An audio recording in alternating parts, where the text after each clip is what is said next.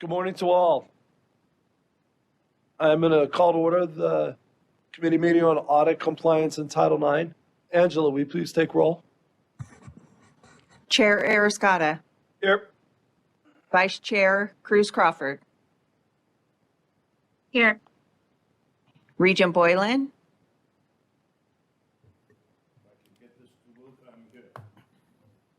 Regent Brager. Here. Regent Del Carlo. Here. Is Regent Boylan there? Hello. You do have a quorum. Thank you, Angela. If we can have Vice Chair Downs, if you would lead us in the pledge.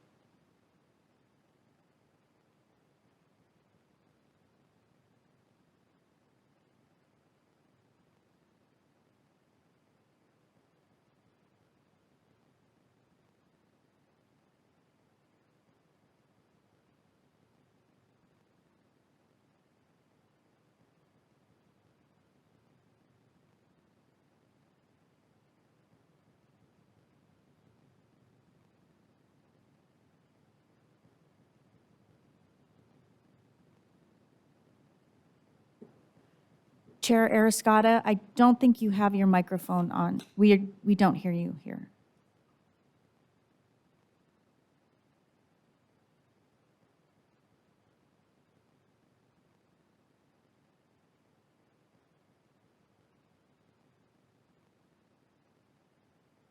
Now?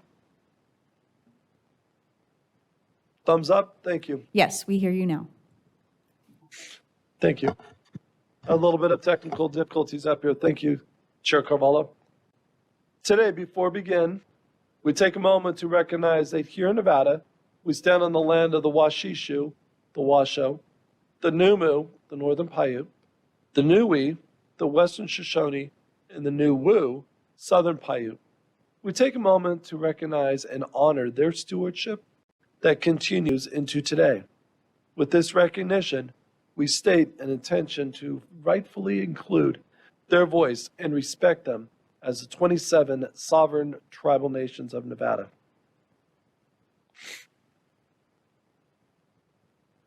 So today we'll begin with public comment. Is there public comment up in Elko? There is no public comment up in Elko at this time. Thank you. Chair Ariscotta? There is, yes. Linda King, Associate General Counsel for the record. You need to announce the call-in number for public comment, please. Okay, give me one more minute. We are having a little bit of.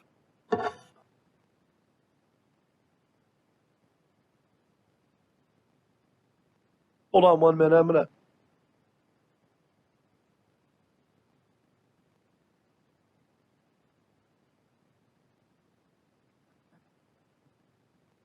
We're going to have one of our technical gentlemen read it for us from STS. Members of the public may attend the meeting and provide public comment or testimony at the sites. It can be offered via telephone via 669-444-9171. Enter meeting ID 928-4944-5069 and passcode 555555. Thank you, Gar. Is there a public comment in Las Vegas? There's no public comment in Las Vegas. Thank you, Chair. And there is no public comment here in Reno.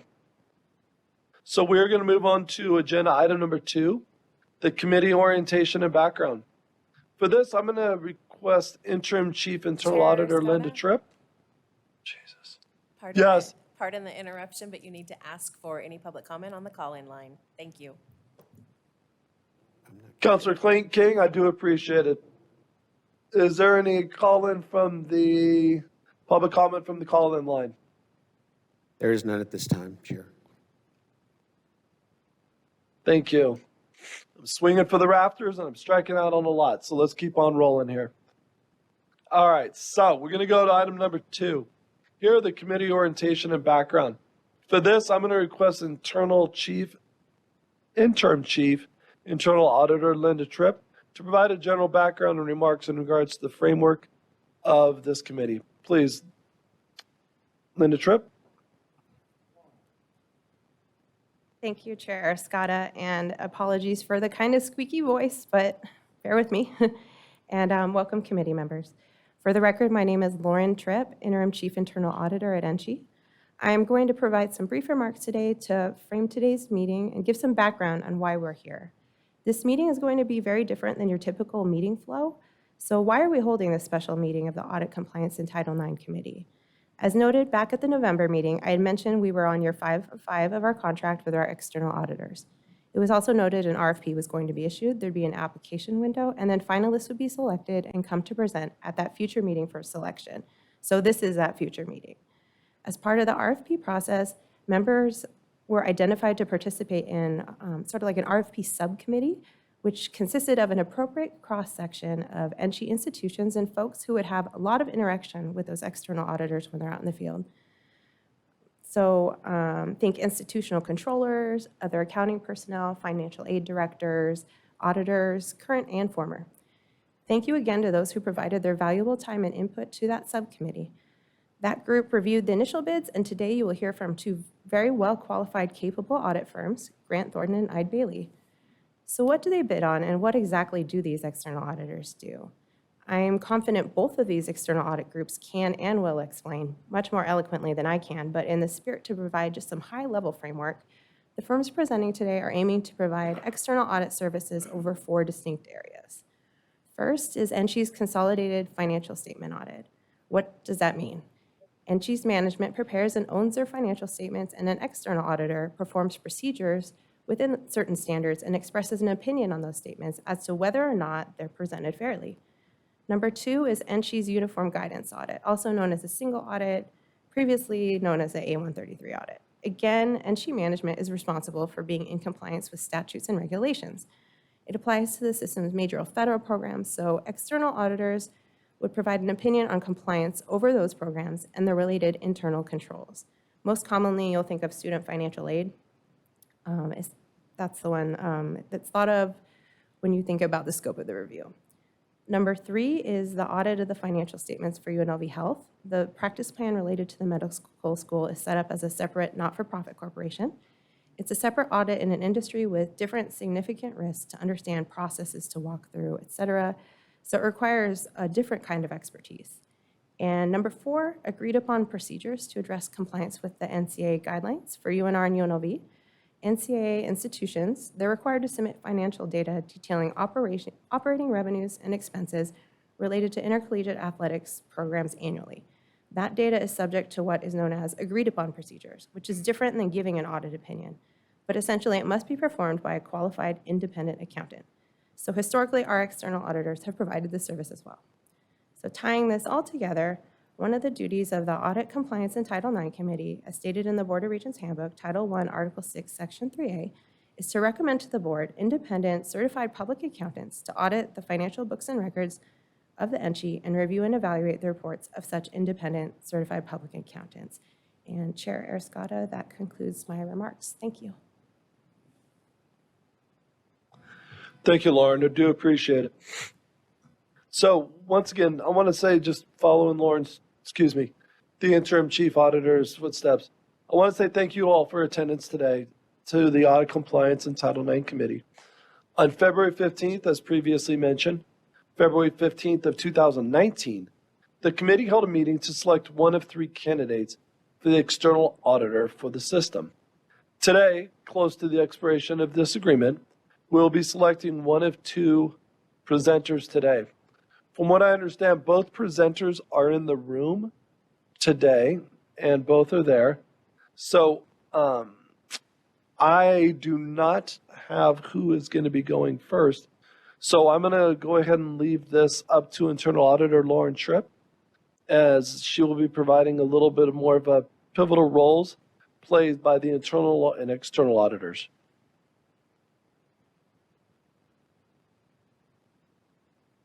So I actually have for the agenda that Grant Thornton will be presenting first. Oh, for the record, Lauren Tripp, Interim Chief Internal Auditor, sorry.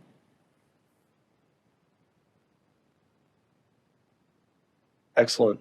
So we're going to head over down to agenda item number 3 for the external auditor services, and this is going to be for possible action. So Grant Thornton will be presenting first. Please, will Grant Thornton head on up to the podium and provide their presentation?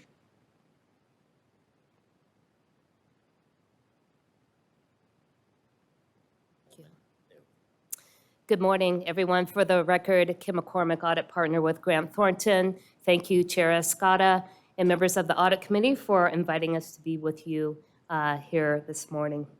Before I jump into our presentation, I thought I'd share with you a quick story. I happen to wear another hat where I serve on the Audit Committee of a very nice organization, and we went through a process not too unlike what you're going through now to select an audit firm.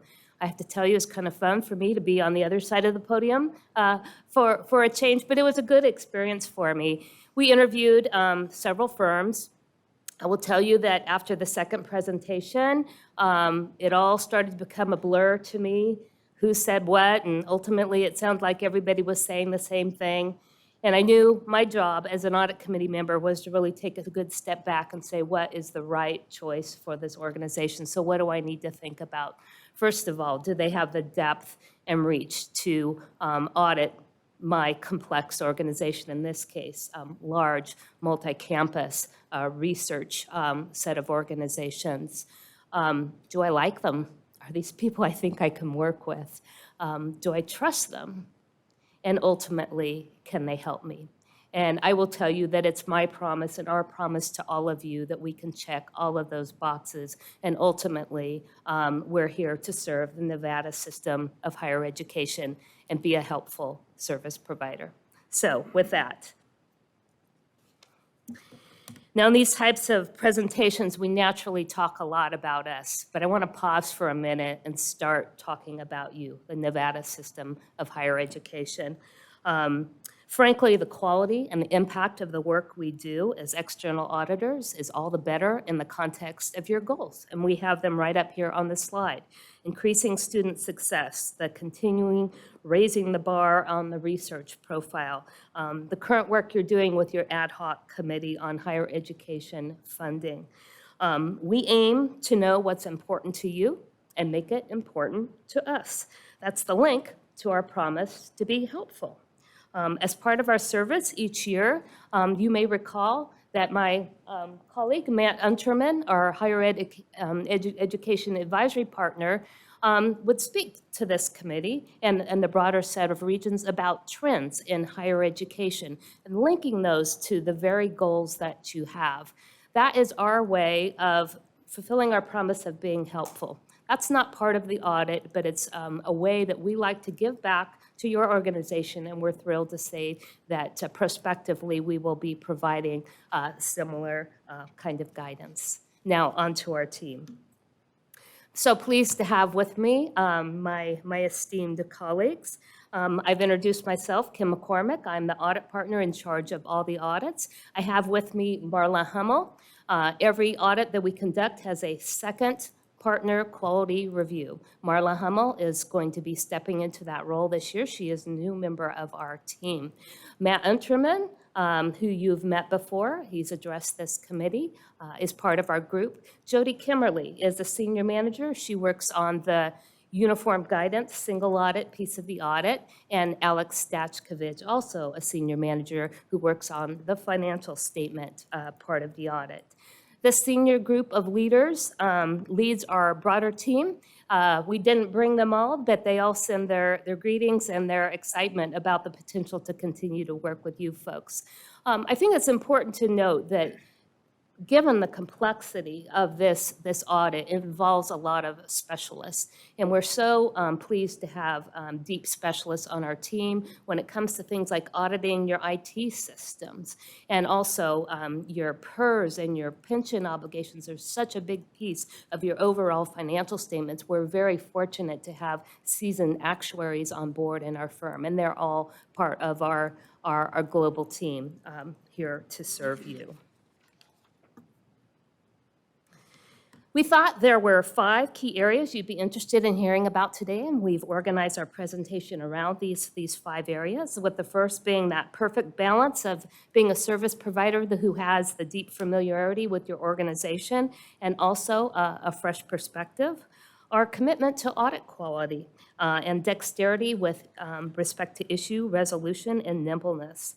Our strategic focus in higher education. You'll hear a lot about that today.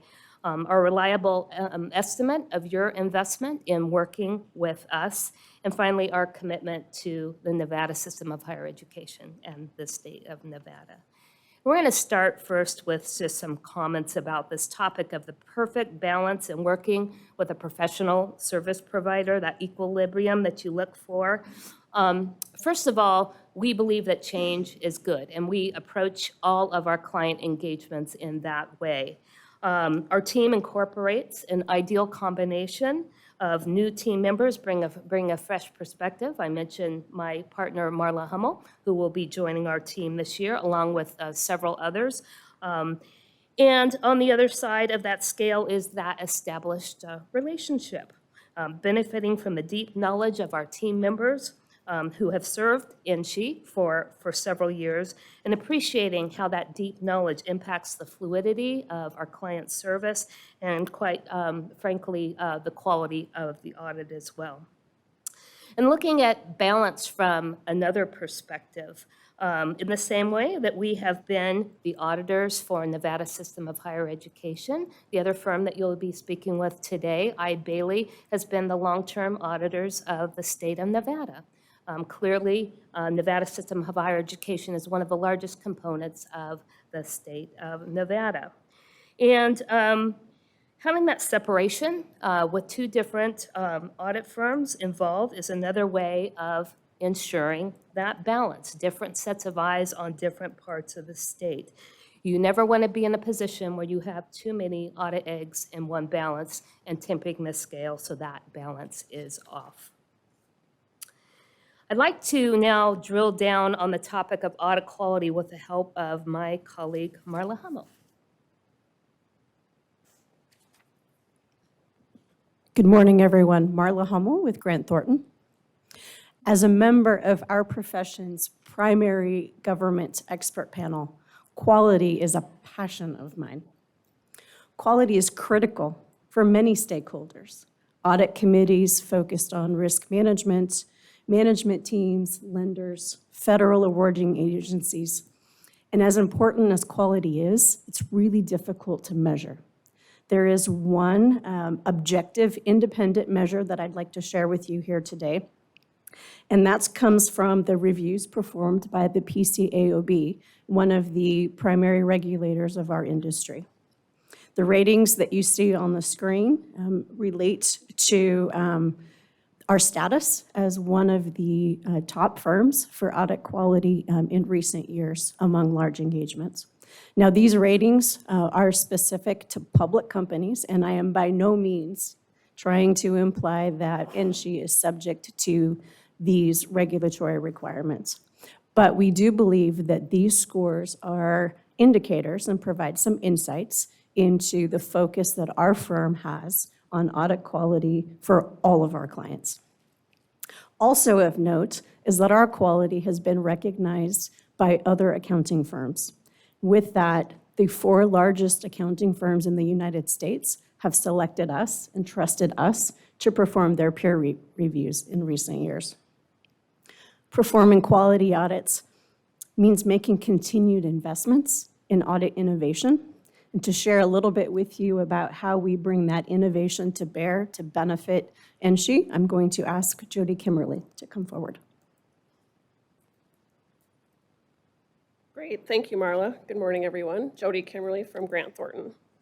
Embracing innovation and utilizing advanced tools are not just buzzwords or theoreticals for us. These tools are in action in our audits now. Thank you. Sorry. These tools are in action in our audits now, and we're adopting more at a very quick pace. And a great example of how we currently use innovation and technology is in whole ledger analytics. We use that software to test journal entries, and that involves putting every journal entry posted by NSHE through 30 different routines so that we can identify those journal entries that stand out and test those in our samples. And we have some new tools that are coming up in 2024. One that we're very excited about is our new tool for confirming alternative investments with fund managers called GT Confirm. GT Confirm digitizes and standardizes confirmations, enabling real-time tracking, and allows us to perform data analysis in less time compared with the traditional manual process. Another tool we will put into play this year, one that your student financial aid employees will be very happy to hear about, is using Data Snipper to extract information from the ICERs, which will create efficiencies in the student financial aid major program audit. These advanced tools have a meaningful impact on how the audit process looks and feels. It's efficient, supports a quality audit effort, and generates insight for our clients that we simply can't get with manual tools. Now I'm going to pass it back to Kim. Thank you, Jody. Kim McCormick with Grant Thornton. Sticking to the theme of quality, quality also manifests itself in good client service. We've had the pleasure of working shoulder to shoulder with the management team here at NSHE. And as I reflect back on that, with what we've provided here are some examples of how we work well together. And I'm not going to read all these to you. You can read them themselves. But the point here is that there is a way of working together that facilitates being a good partner. A couple of these examples that I really like, in the upper left-hand corner, we work with NSHE's internal audit department, and one of their team members will actually work on our team during the audit. It helps reduce the cost of the audit for NSHE, because it takes the place of somebody that would be an employee of Grant Thornton. But just as importantly, it serves as an opportunity to cross-train in the internal department to bring skills and insights in a little bit different way. And so we're thrilled to continue to work that into our process again this year. We also have lots of examples of how we work together with thinking through interesting transactions, thinking about the Sierra Nevada University transaction, UNR's work with Renown and that transaction, UNLV Health and going through their first single audit, the tragic explosion at the dorms in Reno, and some of the accounting implications that went with that.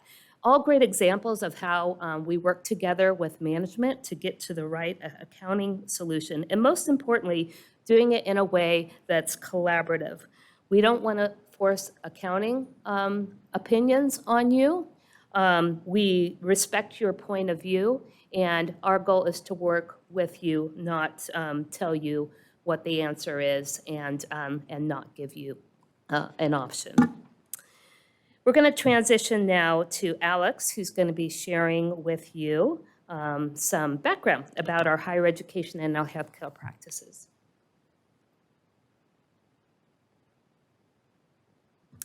Good morning, everyone. I'm Alex Tashkevich, Senior Audit Manager, Grant Thornton.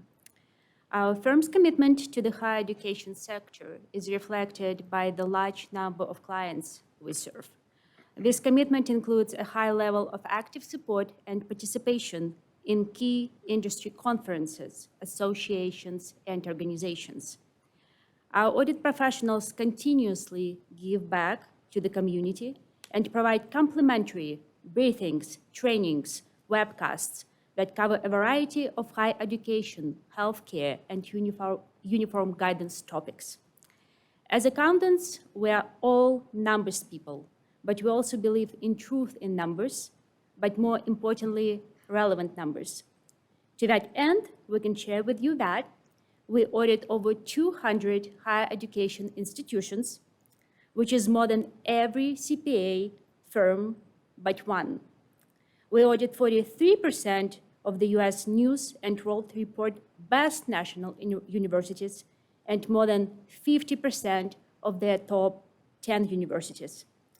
Our audits are of large, multi-campus, decentralized organizations like Nevada System of Higher Education, organizations with significant student financial assistance programs, and large research practices. Our firm's niche is not in auditing in high number of smaller colleges and institutions. Instead, our focus is in working with institutions of the size and complexity of Nevada system of higher education. Similarly, our focus is on larger healthcare entities, many of which are associated with university systems. And with that, I'd like to pass it over to our national advisory partner, Matt Unterman.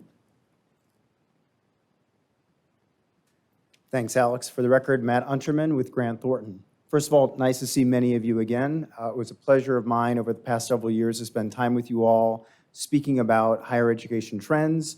And as Alex mentioned, that really comes from serving many very large institutions and so many institutions in the world of higher education. We really are a top provider to higher education institutions, from community colleges to large state institutions like you all, to publics, privates, really across the nation.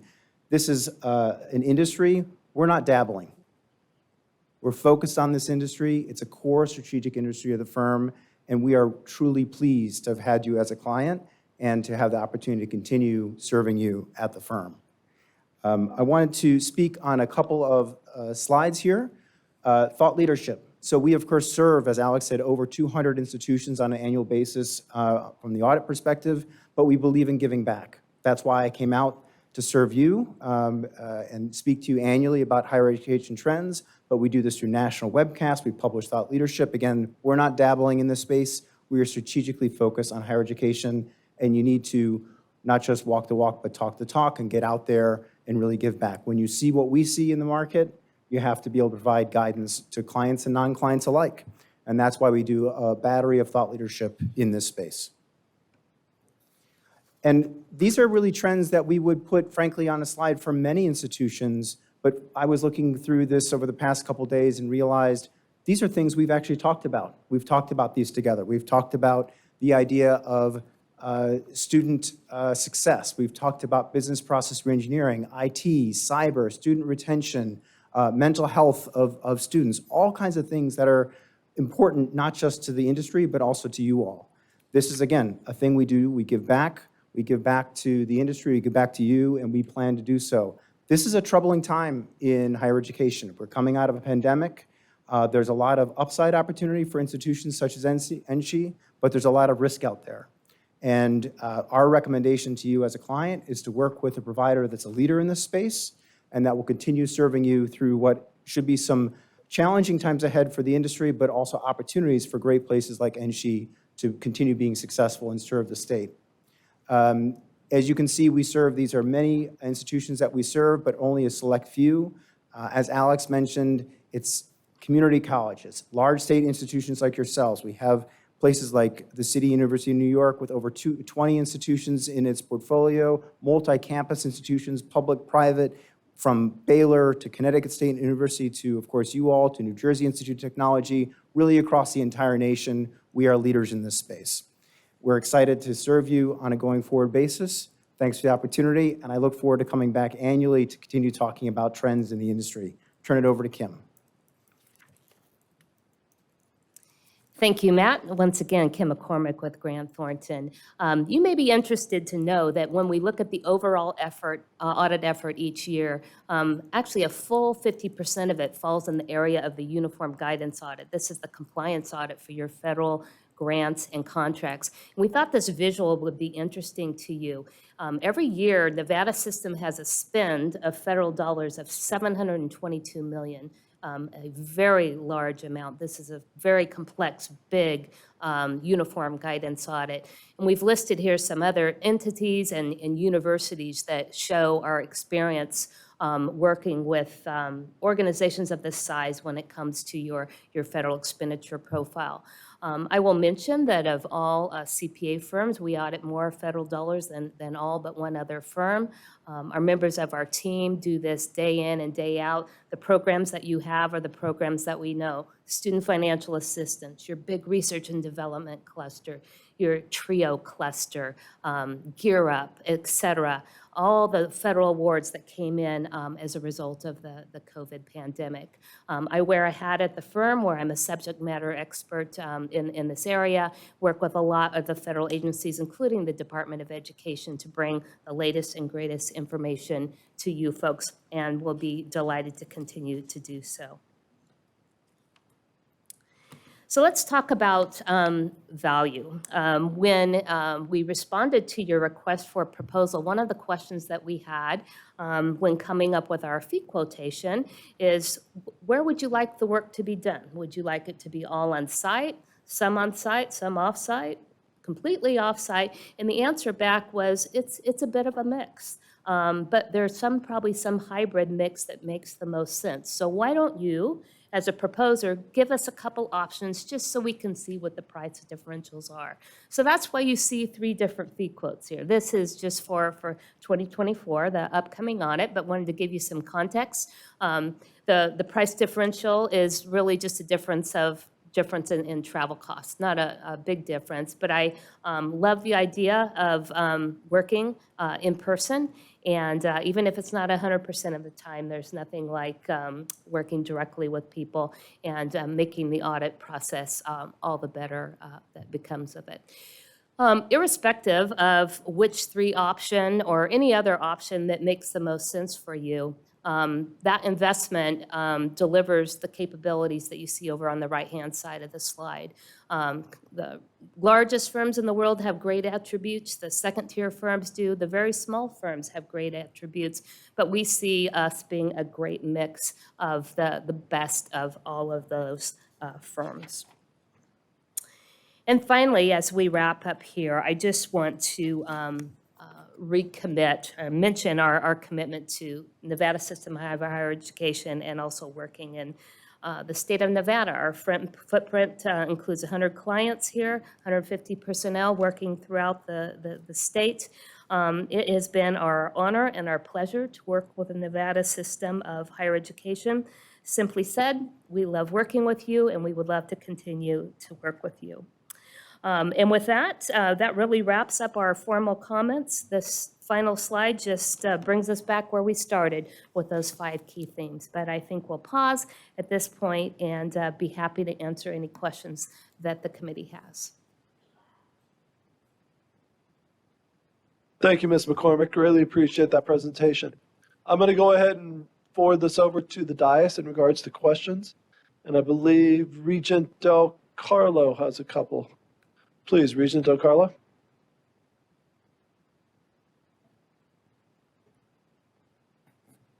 Thank you, Chair Scotta. What proactive approach will you be able to provide the Nevada system of higher education to ensure adequate communication and status updates are provided to individual campus representatives? Thank you for the question, Kim McCormick, for the record. A good quality audit where we have a lot of good project management involves having excellent communications. And the whole idea with what is excellent is defining that up front with all parties involved. Is that a weekly status meeting? Is that a formal entrance conference and exit conference for each stage of work that we do? What's very interesting about working with a decentralized organization like the system here is that you're working with lots of different parties who don't always work with other parties in the organization. So we may have a conversation with one group, but that doesn't necessarily get communicated to the other group unless we initiate that conversation. So really sticking to a great protocol of defining what expectations are up front, delivering on those expectations, and communicating throughout the process so that everybody is on the same page. That's our commitment. Thank you. Thank you, Regent Del Carlo. Forward it over to Regent Boylan. Thanks, Chair. I appreciate it. I had 3 questions, if you'll bear with me, or just 3 points. Number 1, you said, one of you ladies said, Nan, every audit entry is checked by 30 what? What was that, 30-something? Yeah, this is a process that we review to look at journal entries. And we have a proprietary system where we run every journal entry through a routine, through our software, to look for relationships. Does the debit-credit combination make sense? Does the description on the journal entry make sense? Does the day of the week make sense? Does it make sense that somebody's posting on a Sunday?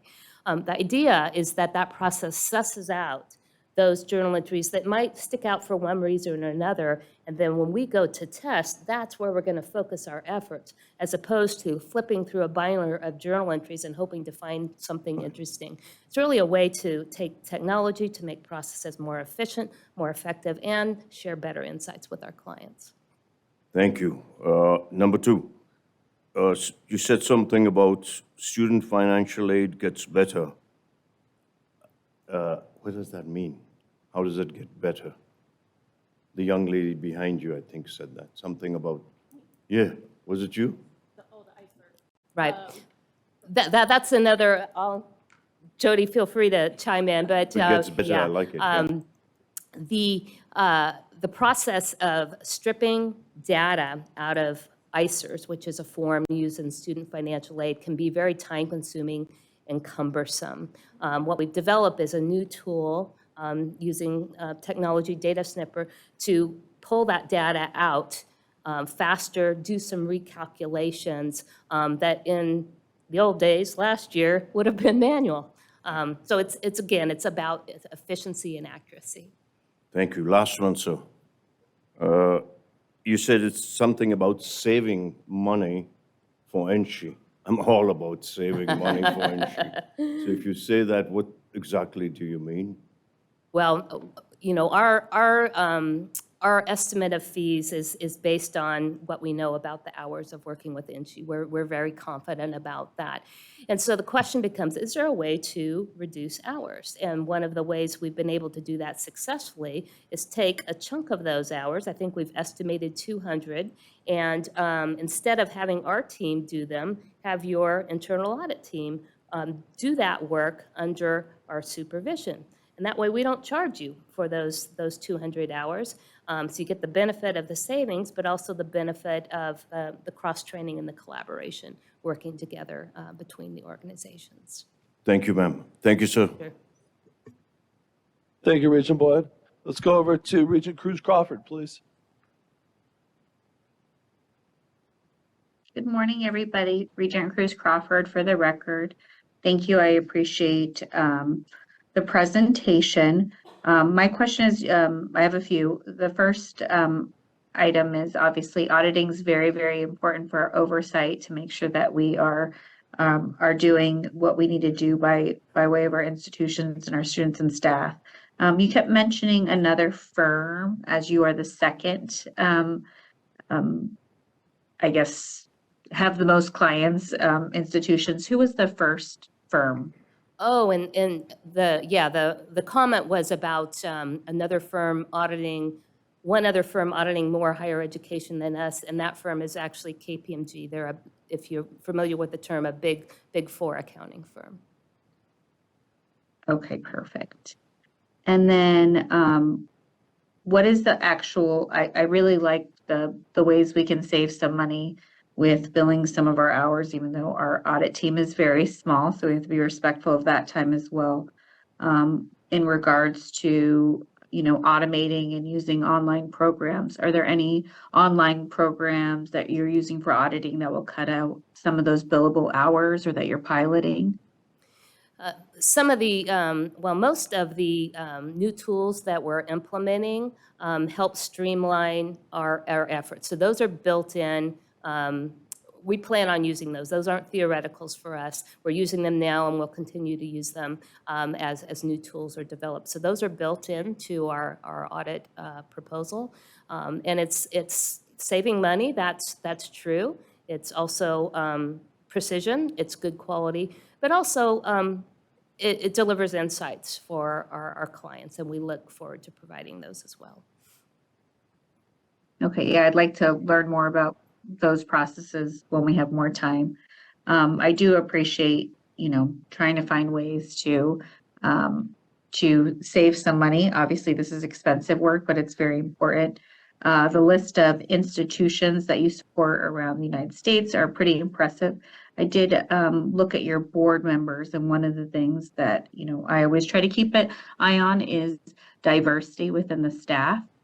And as we are looking at, servicing institutions that are very diverse within the state of Nevada, within your staff, I don't see as much diversity. Do you have any diversity initiatives or hiring practices that you're working in within your own organization? Indeed, we do. You may have noticed in our proposal, we devoted quite a bit of time to that, and also provided a link to our firm's own DEI report out. We report out annually to the community and our clients on our efforts and how we're doing on our goals. How we bring ourselves to work, how we can show up at work, means all the difference in terms of the happiness of our employees, and also being reflective of the clients we serve and their particular demographics, excuse me. We're very, very pleased with our results. If you look at our board of directors of our firm, we have just elected our first woman president of our firm's board of directors. And I would say we have a good number of women serving on our board of directors and in leadership positions across the firm. I really believe, especially with auditing, it's really important that we have a diversity of culture and thought and experiences and race. So I appreciate that focus, and I hope to see those trends up. Thank you so much. My pleasure. Thank you, Regent Cruz Crawford. Gonna head over to Regent Breaker, please. Thank you for your presentation today. Mine is going to be more on your fee. Looking at all three of those, from the all-inclusive, not coming here at all, to the 20% to the 80%, it's from the least expensive to the most expensive, a $48,000 difference. What, in your experience, not being here at all versus just spending 80% of the time on site, how do you feel that differential makes a difference in the audit itself? Yeah, that's a great question, because the cost differential is not terribly significant. It's a matter of travel, right? But we're in the relationship business, and we are professional service providers. So to be able to look someone in the eye, sit down and have a conversation together, see the operation, really benefits our understanding of the auditing that we're doing. I mentioned at the outset, we look to understand what's important to you and making it important to us, and being able to work side by side, shoulder to shoulder, helps that tremendously. So I'm a big fan of on-site work, and I'm hearing that from Nevada system as well. It's just a matter of how much you would like. Any scenario works for us. Okay, follow-up question to that, if that's okay, Chair. In regards to the third proposal for the $1,200,000, I'll just call it that, is someone here throughout the whole audit process, or how many people are here? Well, we have a very big team. You probably remember that big organizational chart I showed, and that's not even everyone. And so all in, there are probably 40 members of our team. And if we were all on site at the same time, it would be 40 people. The practical reality is we work the audit in a way where it's staggered. Different pieces happen at different times, and we also want to be respectful of what each individual institution would like, but hopefully that gives you some sort of context in terms of numbers of people. So and I'm sorry, I'm just like, numbers are kind of my thing. So the 48,000 is for travel or for them staying here? Because it might not be a big difference to your firm. To us, that would do a lot for students. So are your fees negotiable? I'm bold. We are always in a position to negotiate. So This isn't our best and final offer. This is your best and final offer? No, this is not our best and final offer. Okay, that's what I wanted to know. And again, you had asked us, give us some ideas. No, So that's great. that was kind of the spirit in which we provided it. Well, I want the best ideas. for the Yeah. least. Yeah. That's how I work. So, okay, that gives me a lot of information. I appreciate that. So when whether it's you or someone else, That's where I would be coming from, because I feel like that money is important to us. We want the best audit for the least price, of course, and the best for our whole team, and I will take that into consideration. All right, very good. Thank you. And for me, segueing off of Regent Breger's initial question, on cell or line F40 of your proposal, there are not travel expenditures listed on the spreadsheet. Is that cumulative, the proposal in which you all have? Or will Grant Thornton be providing the travels free, their travels free of charge? Thank you for the question. I don't have the cell number in front of me, but what I will mention about the spreadsheets is that there's 3 of them that we provided to align with each of the 3 options, or examples, I should say. And one of those examples assumed no travel. And so that's probably where you're seeing 0 travel in that particular example. Okay. And once again, segueing off of Regent Breger's second question. During your proposal in 2019, the external auditor selection, the audit compliance and Title IX committee, it was stated by you is that the audit world is changing and at a very fast pace. And the tools and technology to us today were not available just a year ago, which would have been 2018. My question is, have the tools and technology evaporated, ensuring reasonable fees? Tools and technology have definitely not evaporated. In fact, they are increasing in use. All the tools that we mentioned when we had this conversation with you last time are in play in our audits. As I mentioned, these are not theoreticals. Our firm develops these tools at a fast pace, and all of those that are applicable to a financial and compliance audit like this, we are pulling in and working into our process. Okay. Grant Thornton has been the auditor for the system of higher education going on multiple years. I can't even express how many years. With this re-proposal, what will Grant Thornton provide this go-around that the system has not received? Great question. So I mentioned a couple times, our goal is to find out what's important to you and make it important to us. We never want to assume. So part of the beginning of every audit is just a kind of a refresh. What went well in the past? What could go better in the future? How do we want to communicate? You've had changeover in your schools, different people who may have preferences that were different than their counterpart 2 years ago. So it's all about communicating what those expectations are and delivering on them. If we want to hear from Matt Unterman 2 times a year instead of 1 time a year, hey, let's talk about doing that. If we want to have a session on the next new accounting pronouncement, let's do that. These are all things that we're delighted to be able to offer, and we just want to make sure that what we're offering is consistent with your expectations. Excellent. Last question. What level of involvement could would our internal auditors be able to provide to offset some of the costs?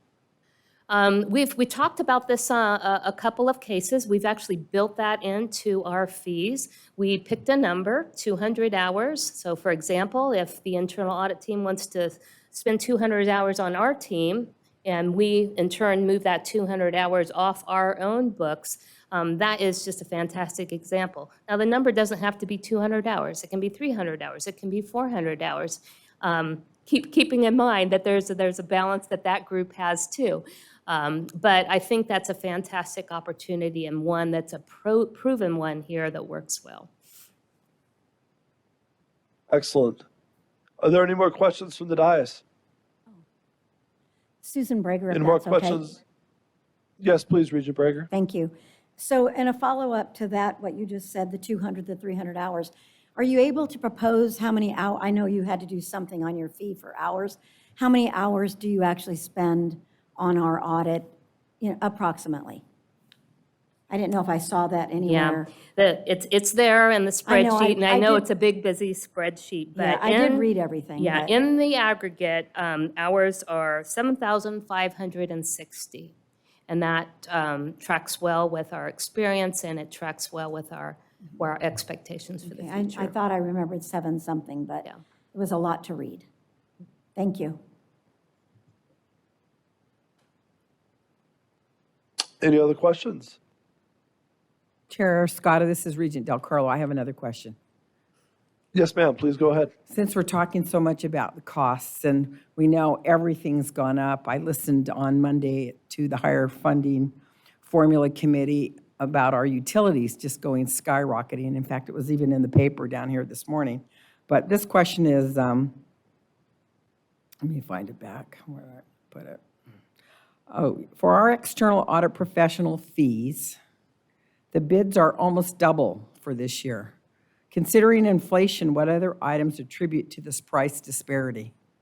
You mean compared to 5 years ago? Yeah, things are, It's a different world than it was 5 years ago, Oh, no yeah. doubt about it.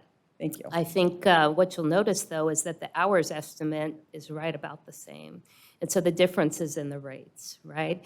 And so really, it's just a matter of how the world has changed, the economy has changed. The cost of hiring the great people that we have are costs that are a part of our delivery. So that's really it. It's the cost of labor and inflation. Chair, if I could have one more question, this is Susan Brager. Sorry. Right ahead, Ms. Not Brager. really. In regards to what you said, that if one of our employees, depending on what our auditor felt they could let them spend with you, where does that come into a cost factor that it diminishes that cost? So it's just a matter of simple math. So let's say we take that 200 hours and we multiply that by a blended rate of $155 an hour, and that would be the delta. That's what I thought. I had 160. Maybe I did it wrong, but thanks. And Regent Cruz Crawford.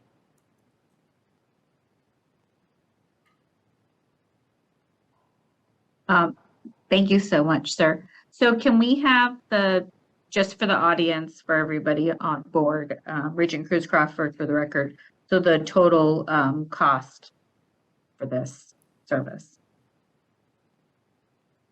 It's three different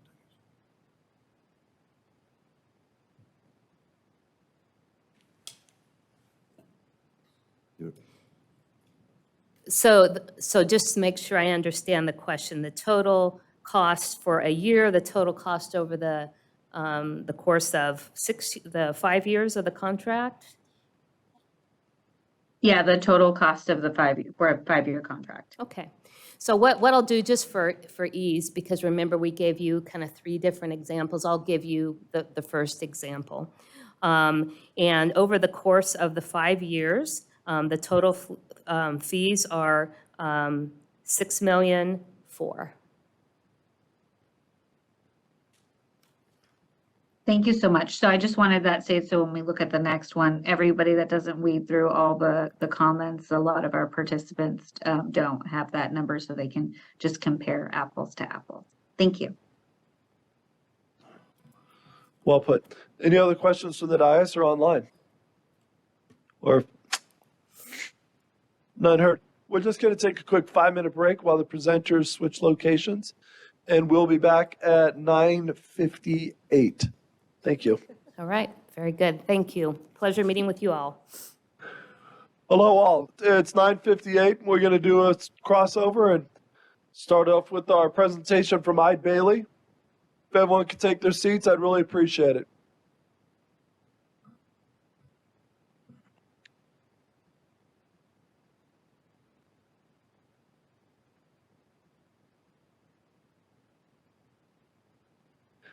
Can those at the office hear me?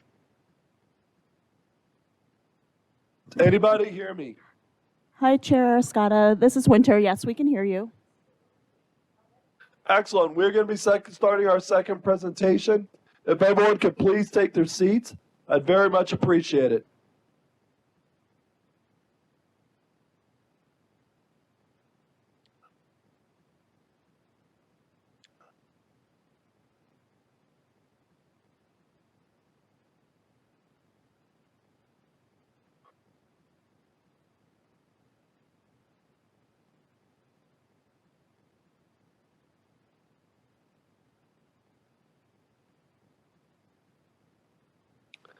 Representative Samad Bailey, I do appreciate your patience throughout this process as the board takes their seats.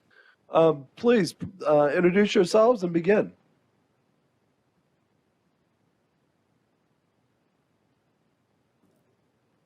Good morning, and thank you to the committee and chair for inviting us to present to you all today.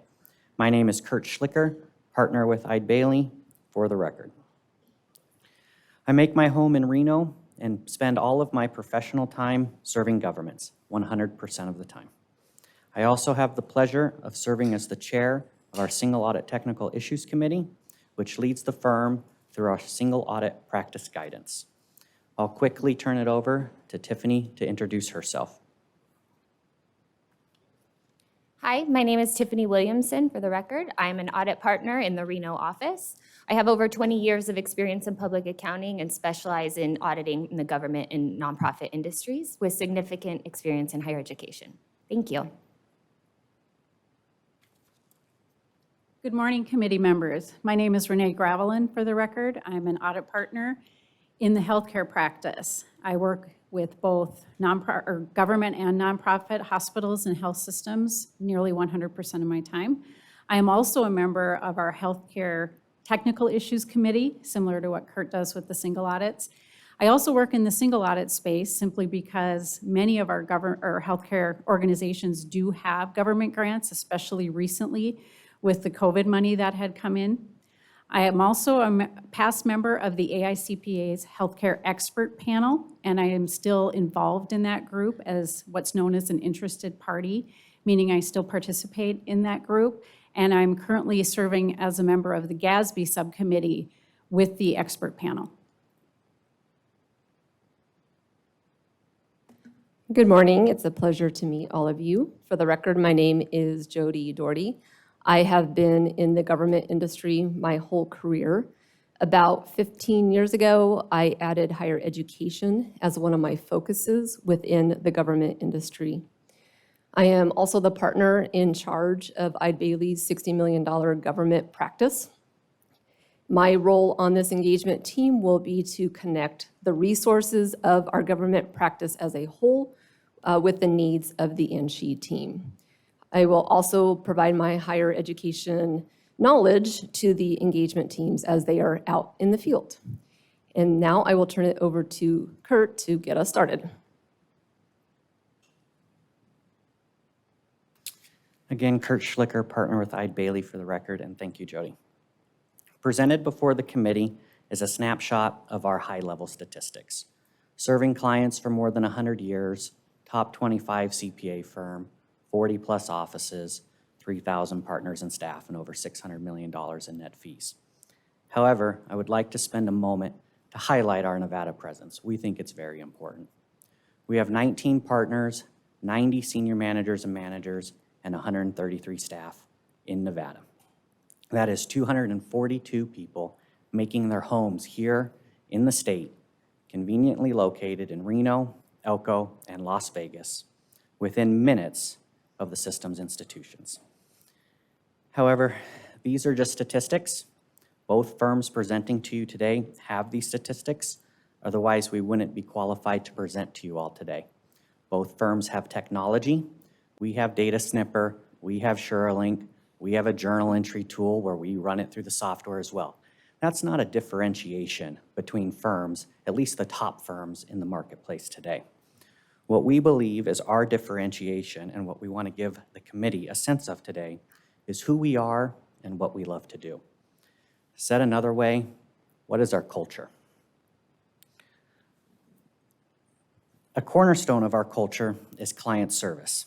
Now, again, client service is a buzzword, and every professional CPA firm is going to say that client service is important to them. However, expressing what client service means to us and how it impacts the relationship with NSHE, we think will illustrate our culture. Client service means a high-level manager and partner involvement, which you can see through our planned hours and our higher weighted average of partner and manager participation. This higher expertise leverage model is not lip service. Our partners and managers are on site during the audit, supervising staff, handling audit questions, and meeting with management throughout the process to ensure an effective and efficient quality audit. We don't stay in our offices, ask our staff to complete the work, and then review the work within days of the deadline and just hope we don't find anything significant that drops a bomb at the end. We are engaged throughout the whole process, face to face. I understand that some firms and clients may prefer a remote approach. However, our experience has shown that we find this remote approach leads to a transactional relationship between auditor and auditee. That transactional relationship turns the audit into a commodity without much value add.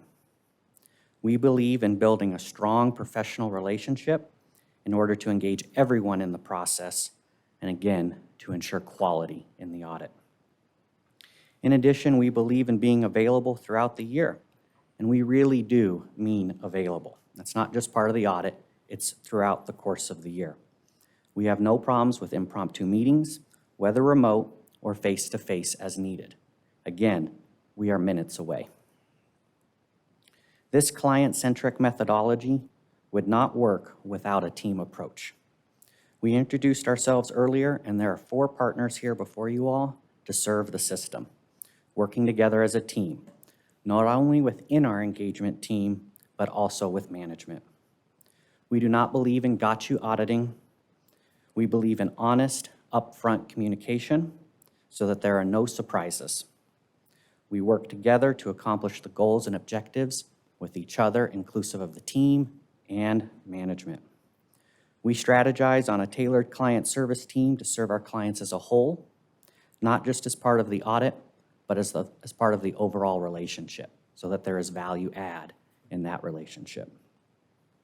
Now, you may be wondering, how do we carry out this client service? We carry out this client service through our commitment to these key areas.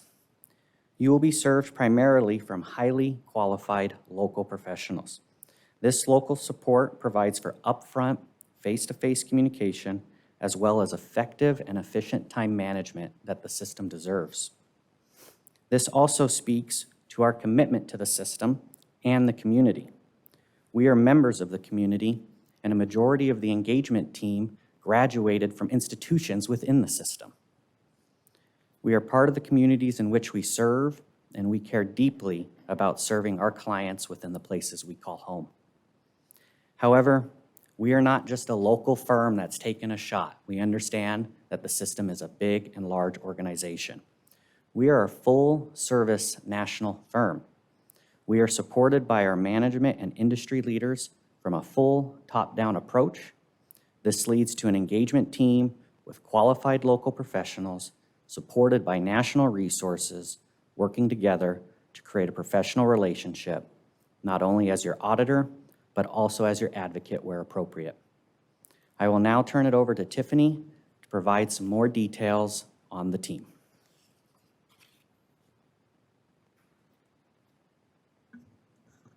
Thanks, Kurt. On this slide, you can see the team we have specifically designed for NSHE at the partner and manager levels, based on our prior experience and specializations. Just as the prior presenter noted, there will be several other members of our team. We will also have an engagement quality reviewer from our National Assurance Office who specializes in the government industry. We'll also use our Risk Advisory Services group to perform testing over information technology controls. And the seniors and associates that will be on the team will be primarily from our Nevada offices and will have experience in the government industry as well. Kurt discussed our high level of partner and manager involvement, and we are planning that 30% of the total hours on this engagement would come from this group of people you see on the slide, the partners and managers. Additionally, we anticipate approximately 6,000 of our total 6,800-hour estimate will come from staff within the state of Nevada. This is intentional, as part of our audit approach is to perform a majority of the field work on site, including the partners and managers. We will be in meetings and working in the fields with our teams and management at each institution. With this high level of partner and manager time, we commit to strong communication to ensure issues are identified and addressed timely and efficiently, and your deadlines are met. The four of us here today, and everyone on the slide, has worked together significantly over the past several years, and we believe that with our experience, commitment to NSHE, and industry expertise, we have what you are looking for in an audit firm. This is important because we know that changing auditors is a big decision, and it can mean additional time spent on your part in the initial year. Our team will help make an auditor transition as smooth as possible based on our ongoing experience with NSHE, some of which I would like to just take a minute and detail right now. Personally, I previously worked on the NSHE audit for 9 years, during which time I visited every institution and worked with NSHE's staff in the controller's offices, sponsored projects, financial aid, athletics, and system administration. As a senior manager and the overall senior manager on this audit, I'm very excited about the possibility of serving NSHE again as an engagement partner. I also currently serve as the audit partner on the UNR Foundation and Wolfpack Athletic Association audits, supported by Chris McCarthy as the engagement manager. He will also be one of the managers on this team. Tehani Hunt, who you see here, will also be a manager on this engagement, and she previously served on the NSHE audit for 3 years as a staff and senior associate. Some other experience includes Kurt, who you just heard from, is the audit partner for the state of Nevada. And in recent years, he's been involved in facilitating communication between the state and NSHE to resolve issues and work together. He also previously was the partner on the Sierra Nevada University audit, and both he and I work closely with UNR and UNR Foundation management to ensure the accounting for the acquisition was done correctly by all parties involved. Not only do we have this experience with NSHE, but our Nevada government audit practice currently serves 51 government entities in the state. These include the state of Nevada, Clark County School District, Washoe County, and the city of Henderson. We have the institutional knowledge to develop our audit plan quickly, including understanding significant accounting issues, determining significant institutions for detailed testing, designing analytical procedures, and using sampling efficiently. However, we also bring a fresh perspective to the system that is rooted in our firm culture, approach to our audits, and relationship building. And this isn't just applicable to our Nevada offices. As Kurt mentioned, we are also supported with firm-wide resources and expertise, of which Renee and Jody are here to speak to. So with that, I will turn it over to Jody.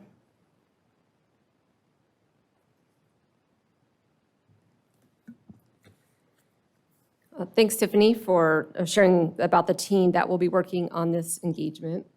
Jody Doherty for the record. So now I want to shift the focus to Eide Bailly's government and healthcare practices as a whole. They are two of Eide Bailly's largest and most mature industry practices. And these practices will be supporting the NSHE team and NSHE itself. So first, let's talk about the government practice. Our government practice serves a wide range of governments, from large states to colleges and universities to small special districts. These 1,300 governments are served by 45 partners and around 300 dedicated governmental staff. Because of the depth of our government practice, we are heavily involved in the organizations that you can see on the slide there. And those organizations support our practice as well as support the clients we serve. Personally, I had the opportunity to serve on the AICPA's GAQC Executive Committee, and I got to serve with Kim McCormick. She was the lead of that committee, and it was a fabulous experience. But I know involvement in these organizations is not unique to Eide Bailly. Most of the top firms participate to some degree in these organizations. But this involvement does allow us to have depth to our government practice to fully support NSHE. Also, because of the depth and maturity of our practice, we provide resources to our clients through webinars on upcoming GASB standards. We have webinars specific to institutions of higher education. We publish articles on industry happenings throughout the year.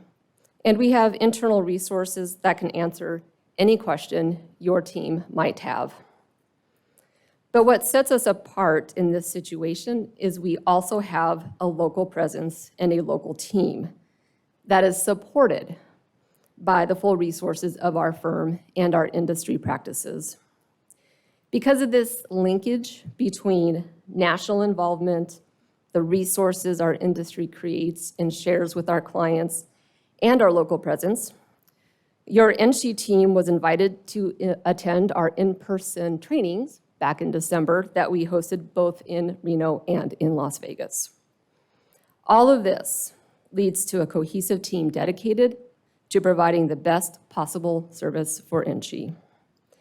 So now Renee is going to talk a little bit about Eide Bailly's healthcare industry and the value that our industry knowledge will add to our engagement team.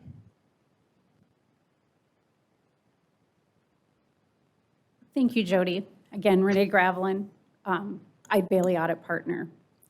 I was asked to be part of this team because of my significant healthcare experience, as well as my experience, excuse me, with other Nevada hospitals. My involvement with the other Nevada hospitals and healthcare facilities has allowed me to understand the unique landscape that Nevada hospitals have, including Nevada Medicaid.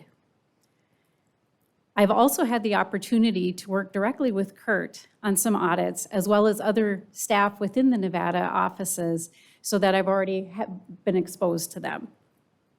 As Jody mentioned, healthcare is one of our largest industries within Eide Bailly. The 3,300 healthcare clients that we are served by approximately 350 partners and staff who are solely dedicated to the healthcare industry. This has allowed us to get the right talent and experience involved based on client needs, regardless of where they're located, and then, as Jody mentioned, to support the local offices. Our healthcare team meets periodically to share experiences and information across the firm. We also have healthcare industry consultants and experts on staff who are available to meet with our audit teams and talk about changes in the healthcare industry that will impact the audit. They are also a valuable resource when analyzing complex transactions, as well as being available to discuss Medicare and Medicaid changes and regulations that will impact the audit, and assisting with a wide variety of other healthcare-specific items, which is invaluable to both us as the audit team as well as the clients we serve. Working closely with our industry experts and all of our healthcare professionals across the firm has allowed us to develop a very thorough understanding of the healthcare industry. We have used this knowledge to develop very industry-specific expectations and develop very strong analytical procedures, which have helped us to streamline the audit process. We know when it makes sense to use analytical procedures, or when we have to use maybe a different approach, or if something's not working, because we're in the field, we can quickly pivot to try a different approach. So in other words, we focus our attention on areas that have more audit risk, are more subjective in nature, such as the many estimates that come along with healthcare accounting and auditing, and have our more experienced staff work on those more complicated areas. We train our staff to focus on those key areas and ensure that when we are requesting information, we're tailoring it to your organization so that there's not a lot of back and forth. We also have a platform that allows us to ask and answer questions within the schedule request rather than having a lot of emails, which sometimes isn't the best, they get lost, to make sure we're getting the information we need. This high level of manager and partner involvement, as I said, really does help. One, we train our staff, you don't have to, as well as we can pivot quickly and maybe design a different test or get more information. We will stop, take a step back, and say, how else could we approach this? We'll get management involved to see if there is a different way. One of the complexities within the healthcare area is some of the reporting, some of the information we get. As you know, you don't pay what you get billed, and so it does become very complicated. This process of taking the step back and really looking at it again, maybe with a fresh set of eyes, isn't unique to our healthcare practice. This would include our government practices as well as our higher education practice. We believe our industry knowledge and experience are very important to serving you, but who we are as a firm is equally important. So now I'm going to turn it back over to Jody to talk about our DEI journey. Thank you, Renee. Jody Doherty from Eide Bailly for the record. We thought we would just give you a brief overview of our DEI initiative at our firm. DEI at a firm our size cannot succeed without the right tone at the top. I have been on Eide Bailly's board of directors for the past 5 years, and I can tell you that this initiative is very important to the leadership of Eide Bailly. With the help of outside consultants, we created the 4 employee resource groups that you see on the screen there. As a side note, I thought it might be of interest to you that one of the original members of the DEI Council that launched this program a few years ago is also the partner in charge of our Nevada practice. Also, one of the team members on this engagement leads one of these ERGs. So we have a firm-wide DEI day every year where the whole practice shuts down and we all come together remotely. We have outside external speakers come in and talk to us about diversity, equity, and inclusion. But we also get to hear from various members who are part of these groups. And this year we got to hear about the positive impact that membership and participation in these ERGs has on them personally and on their career at Eide Bailly. I participate in the Women Empowered ERG, and it's just really refreshing to watch women of all ages, all job descriptions, coming together and supporting each other, encouraging each other, and we're actually learning together how to be successful in life, both personally and professionally. As a firm, we believe this is part of why we've seen a high retention rate over the last couple of years. I will be happy to answer any additional questions you might have on our DEI program, but for now, I'm going to turn it back over to Kurt for some closing remarks.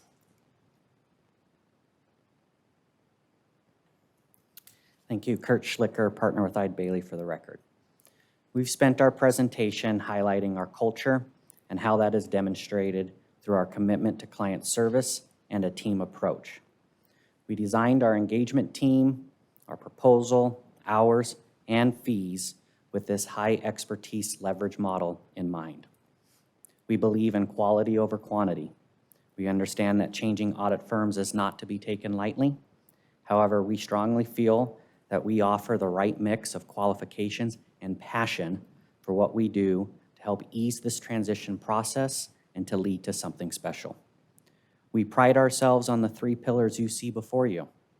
We want you to feel understood, we want you to feel connected to us, and we want you to feel confident in us to serve you. These pillars meet in what we call the client experience, one built on value, trust, and results. Again, we appreciate the committee's time this morning and the opportunity to present before you, and we would be happy to answer any questions that you may have. Thank you, Kurt and Eide Bailly, for the entire presentation. We're going to start off with the questions through Regent Cruz Crawford.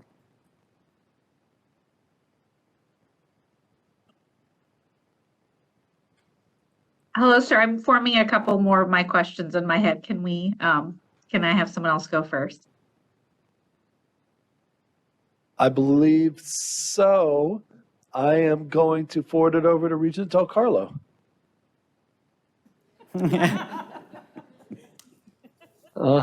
You caught me with my mouth full of water. Thank you, Chair Escada. I'll ask the same question I asked the other group. What proactive approach will you be able to provide the Nevada system of higher education to ensure adequate communication and status updates are provided to individual campus representatives? Yeah, we don't believe in just having kind of like that field work and touch point at the audit time period. We schedule meetings throughout the year. We have, depending on the client, either monthly or quarterly meetings to say, how are things going? Some are not audit related, some are more just tell us how your year is going so far. So we meet with management quite frequently, and this is done at a manager and a partner level. So it's the highest level of the engagement team communicating, not a senior associate sending an email and say, how's the year going? It's a meeting where partners and managers will meet with management to get a feel for how things are going. It's done throughout the whole year. Okay, and are those like face-to-face then? Usually face-to-face, but if it needs to be remote, it certainly can be. But again, we're minutes away from the institution, so it does not matter. We can be face-to-face. Okay, thank you. Regent Breger? Thank you, Susan Breger, for the record. I'm going to ask this question, so I want to be equitable to both firms. Even I'm in real estate, I never can figure out if I should go first or last, like find out when that appointment should be. You state, and if I'm wrong, I was looking at your documentation on fees and hours. Is it that I'm looking at it correctly and you do about 2,950 hours is what it takes for the full audit? Because I couldn't get them whether I should add them up correctly, so I want to ask you what it is. Yeah, so our total hours, and I apologize, I don't have it before me, is a little over 6,800 total hours for the Okay. whole engagement. I think that's similar to the 7.4-ish range that the other firm had. Our decrease, our less hours is really, we feel, reflective from our higher leverage model. We staff the job with more partner time and more senior manager time. And so that leads to some audit efficiencies that reduces that hour workload and component. Okay, and I want to make sure that I'm equitable. From your low fee to your higher fee, the differential would be what? I mean, why would we, you give two different fees, we would want the best no matter what, and you're here in the state. So tell me, if we went with your first option, that total fee that you have there, what's missing from the second one? I keep going back and forth, and it's easier for me to ask. Yeah, I apologize, and maybe the No, spreadsheet's that's confusing. fine. We have one fee.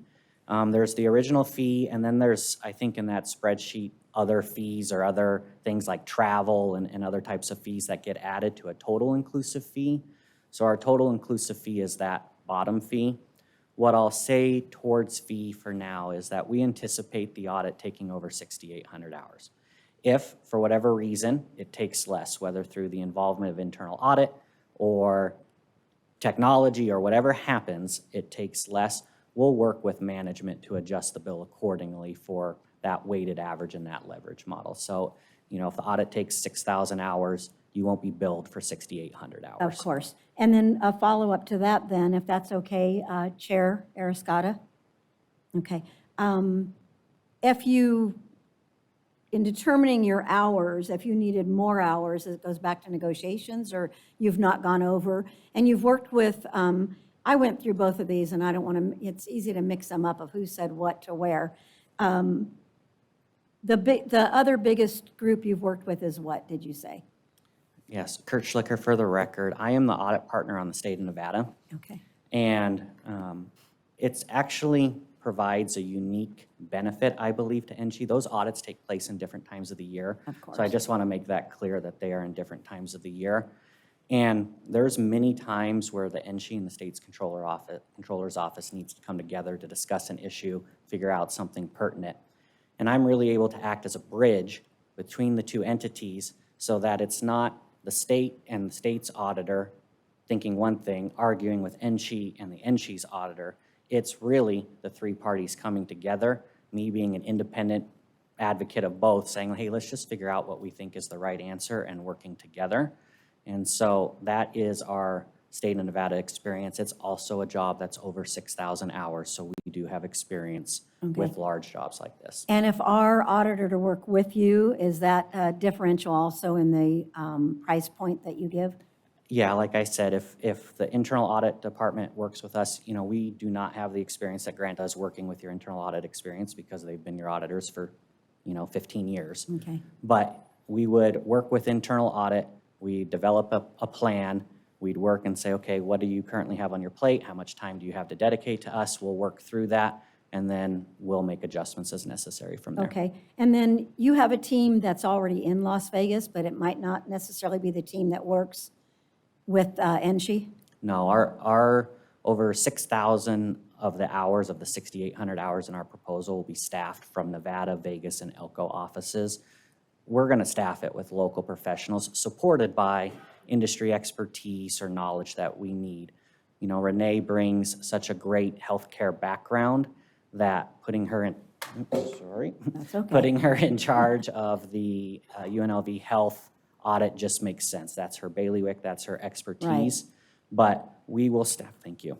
We will staff approximately 6,000 hours of the total engagement team out of Vegas, Reno, and Elko with our local staff. Right, so your travel would be, and I'll relook at that, but thank you for those answers, I really appreciate it. Thank you. Thank you, Regent Breger. We're going to stick to the dais and head over to Regent Boylan. Sir, please go ahead. Thank you, Chair. Appreciate it. Regent Breger had two wonderful questions because I had the same, so they must be wonderful. But I had one or two more, if that's okay, Chair. The first one was, the last group said that every audit entry is checked by 30 different thingamabobs, whatever, I forget the word. Do you guys do that? Do you get the Yes. folks to? So, much of the technology that the previous firm presented, we share and we have. We have Data Snipper. We take the ICERs off as well, populate the spreadsheets. We check the Pell tables. We do all of that as well. We have a journal entry software that we run all the journal entries through that look for odd relationships, weird credits of, or weird combinations of debits and credits, or weird terminology. So yes, we share that same technology, and being truthful, it's not really a differentiation between the two firms. We all both have that technology. That's awesome. Last question, Chair. They mentioned something about student financial aid gets better. Would you guys make it better too? Or, and how much better? So, again, we are using that technology and Data Snipper. Student financial aid used to be very difficult and very manual because you would take a lot of student records and have to populate and compare those student records to a lot of different data points. So that used to be a very significantly manual process filled with a lot of back and forth. The use of technology has allowed us to do a lot of technology matching between those records to take out some of that manual process. It's still reviewed, but that manual process is lessened. And so that, I believe, is what they were alluding to, and what we do as well is trying to automate some of that manual record matching in student financial aid. Thank you so much. Wonderful presentation, and I apologize for missing some of it, but I got the gist of it. Thank you so much. Thank you. Thank you, sir. My pleasure, Regent Boylan. Let's head back over to Regent Cruz Crawford, please. Thank you, Chair Escada. Regent Cruz Crawford for the record. I too am trying to be equitable in my questioning as we are, you took the time, two firms, to share your business model and recommendations.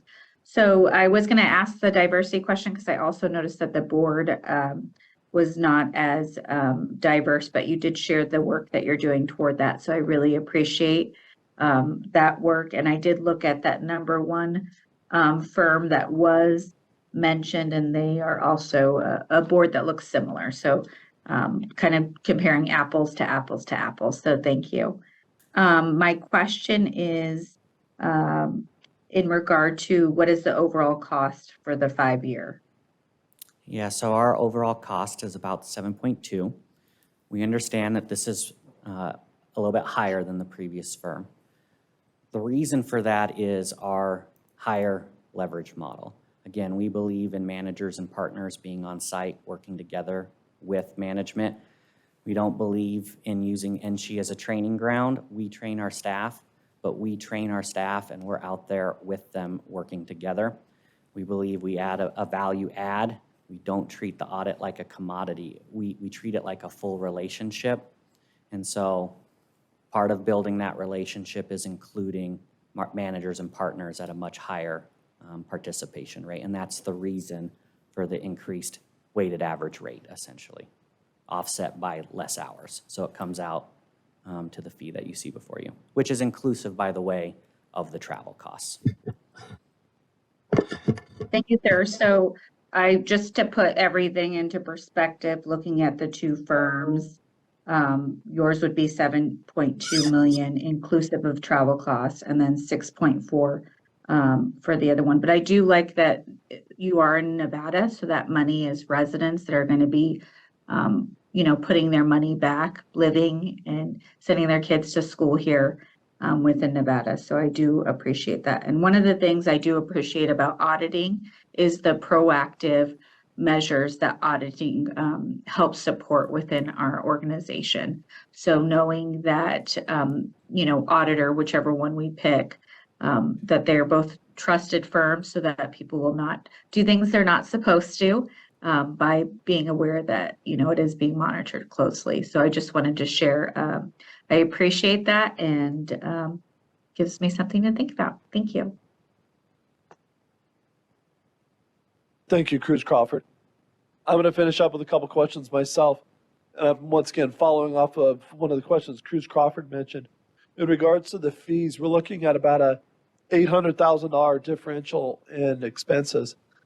If, with your proposal from Eide Bailly, there was not a variance in regards to a reduction if the internal auditors for the system of higher education are utilized, what would that offset if some of the internal auditors were utilized in Nevada through the system for Eide Bailly?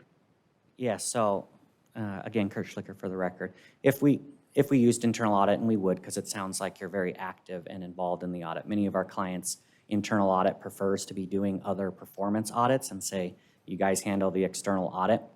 But as to speak towards internal audit, the amount of hours that internal audit assists us and reduces that workload, we would take our weighted average billing rate and reduce it appropriately. Again, if the hours came in under of what we've proposed, we proposed the hours assuming 0 internal audit involvement. So if you added 200 or 300 hours to internal audit, we would take that weighted average rate and reduce it appropriately. And again, I know that over 5 years, it's about an $800,000 delta, but if you include the travel difference and you include the internal audit difference, we're actually very similar to within percentage points of the firm before us. Thank you. Over the past 15 years that you previously mentioned, Kurt, is that we've been represented well. However, with this proposal, what can Eide Bailly provide this go around that the system has not received? Yes, thank you. I alluded to and mentioned earlier acting as a bridge between the State Controller's Office and NSHE. Now, some of you may look at it as a negative because you're like, oh, do we need separation of duties there? I actually look at it as a very strong positive. The state has been going through the Great Recession. There's a ton of turnover. The state agencies are operating one way, NSHE is operating another way, and really it's a time to bring everybody together, to work together, to carry out a common goal and objective. So in those times, we get to really work as the advocate and work together, bringing everybody involved to just smooth it out. So it doesn't take 2 months to schedule a meeting to finally get everybody to agree. We can just take care of it immediately in one meeting and all come to consensus. I think that is a very big differentiation that we provide. Thank you. We're going to head back over to the dais. I believe Regent Boylan, do you have another question? Yes, sir, thank you. It's not so much a question as a comment. I think we shouldn't be choosing any group for such an important job depending on diversity and the best skin color. In both groups, I thought the big bad white boy, there was only one and there were 3 women, so is it sexist? And the other group, there was a Russian, I think, so that's diversity. So all groups have their own kind of diversity, and I think this really has to end, especially in higher ed, where we choose people, oh, we must have diversity. No, we must have the best qualified person. And I think you guys are diverse. In fact, I'm thinking, well, this is terrible. There's only just one man here. That's sexist.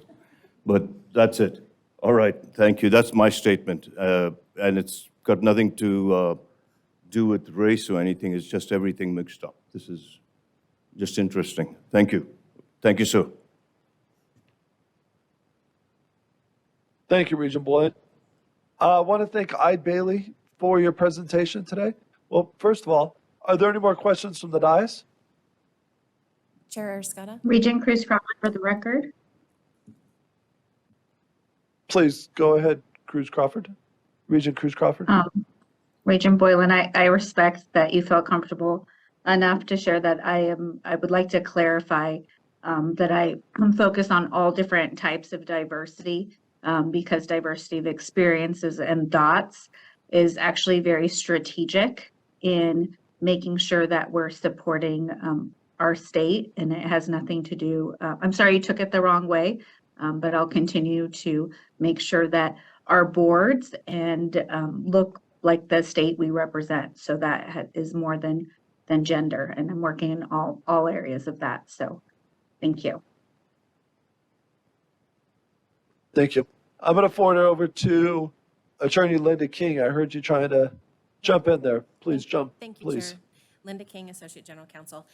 Just a couple of reminders for the committee members as they move into potential motion and deliberation. In terms of cost today, as the committee is evaluating the proposals, you may evaluate and consider the pricing options that are presented in the firm's proposals and not any perceived future potential ability to negotiate those costs. And when you are potentially making a motion for the selection and recommendation of a firm to the full board, if you could also include in that motion some language to the effect that if our purchasing department is unable to negotiate a contract with the first firm, that they will be able, according to their purchasing policies, to move on to the second firm without coming back to the committee or board for further action. Thank you. Thank you, Counselor. Ide Bailey, thank you very much for the presentation. Thank you. We're going to have some discussions in regards to both of those remarkable presentations. And I'm going to put it up to the dais if there's any comments, questions, or dialogue we'd like to have with each other before we make a motion that was just eloquently stated by our attorney. Chair Escada, this is Interim Chief Internal Auditor Lauren Tripp. Is it okay if I take a minute to say a few things? Absolutely, please, Internal Auditor. Okay, so thank you, Chair Escada, and thank you to the committee for just allowing me a little bit of time right here to provide a few remarks on this item before your discussion. I'm going to try to keep this as brief as possible.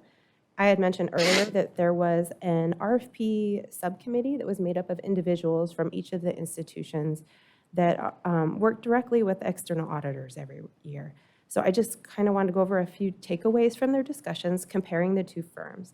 Given their proximity and the hours they spend with auditors each year, I feel their input is valuable. So they unanimously agreed that both proposals include well-qualified key team members, starting with the first presenter for Grant Thornton, the incumbent firm. The committee noted the firm has experience working with larger institutions and systems of higher education. They have a strong profile of large governmental and educational clients. Past performance and experience of similar projects is vast, which includes many universities, and they have significant experience engagements with large government agencies outside of Nevada. The partners and managers on the engagement have many years of experience in higher education, are familiar with NSHE, and have a good understanding of higher education operations, processes, and risks. They have a slightly lower fees proposal and multiple fee structures. High national exposure, although no physical presence in Nevada, but a very strong presence in the general Western region. There was a little bit of mixed feedback when talking amongst campus constituents. The partner level engagement yields extremely positive results. The partner knows NSHE, extremely knowledgeable and helpful. While staffing fieldwork communications could be improved, there was feedback that improvements could be made related to timeliness of the single audit completion, along with extended reopened testing windows, just some delayed requests.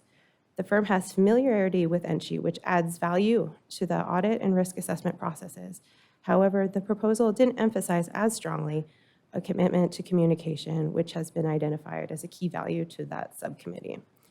Now, for Ide Bailey, the bidder outlined distinct approaches for each audit type, and there was an emphasis on risk-based approach and communication. This was appreciated.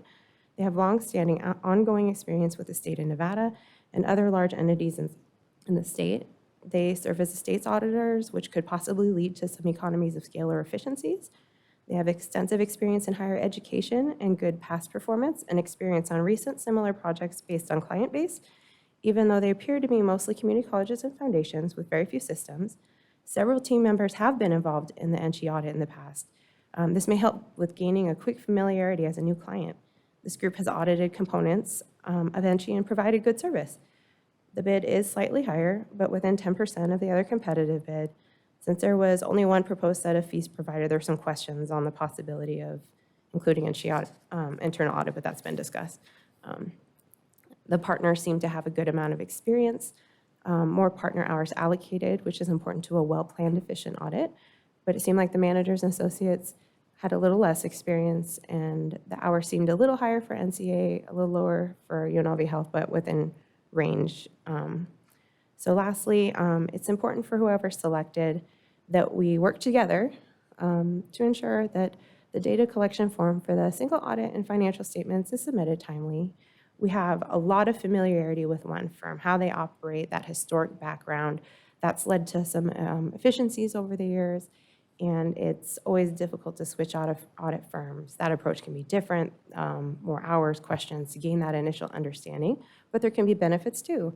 There's a different perspective. So these are two extremely qualified firms. I've had experience with individuals who are on both firms, and I'm extremely grateful that these two firms would like to work with us in the future. So with that, I'll pass the discussion back over to you, Chair Escada, and the committee, and thank you for hearing me out on some of that subcommittee's thoughts. Mr. Thank you so much for kind of wrapping this entire presentation up. That was very surmised it well. Thank you very much. Once again, we're going to go ahead and forward this back over to the dais for questions, comments, or motions. Please, those on the dais, any questions? This is Susan Brager, for the record. Yes, Ms. And please Yes. stop me if this is not a question that I can ask. The contract is always 5 years? I don't know who can answer that. I'm going to pass this over to our interim internal auditor, Lauren Tripp. So I know the last one was this way. So it's 3 years, and then it's like Two the one-year option for the options. two renewal. Okay, that, Yeah. I thought I had seen that, but I wanted to clarify. So 3 years and 2 one-year options. Mhm. Okay. I think that's really important, depending on where we make a final decision. So I want to hear from, if anyone else has something to say, of course, and then go from there.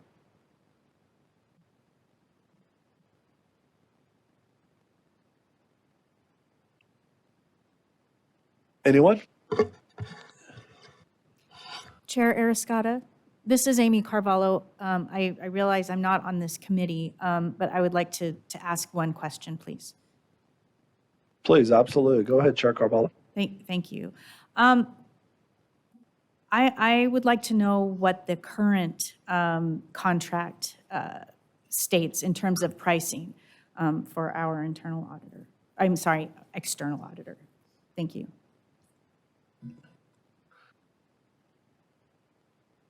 Lauren Tripp, if you could take this one, although I know that price, and get ready for this. Please go ahead, Lauren. Or internal auditor, please.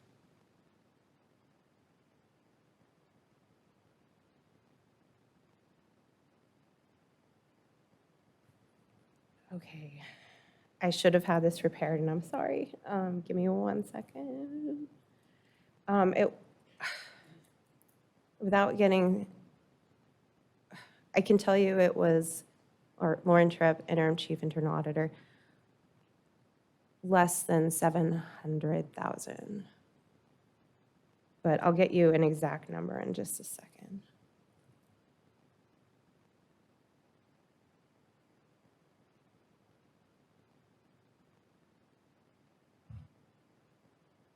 Chair Arascata, while she's doing that, this is Susan Brager. Yep. When she's finished, I'd like to speak if no one else is speaking. Yep, I have you. And then after you, Regent Brager, we'll go to Cruz Crawford. Regent Cruz Crawford, I apologize. You can let Regent Crawford go first. Excellent. Well, internal auditor is still searching for that. We'll go to Regent Cruz Crawford, please.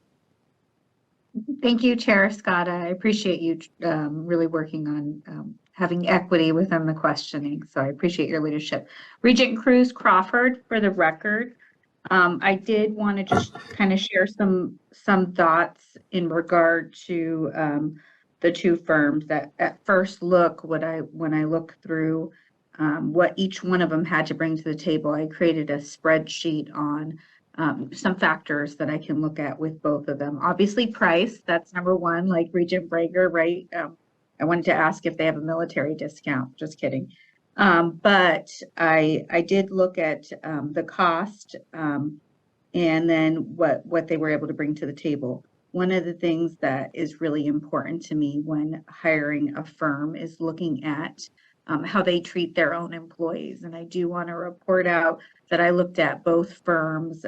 I used some really great resources such as Reddit, Glassdoor, and Indeed, but both firms have really high ratings with their employees and workforce. So I did want to share that with the team.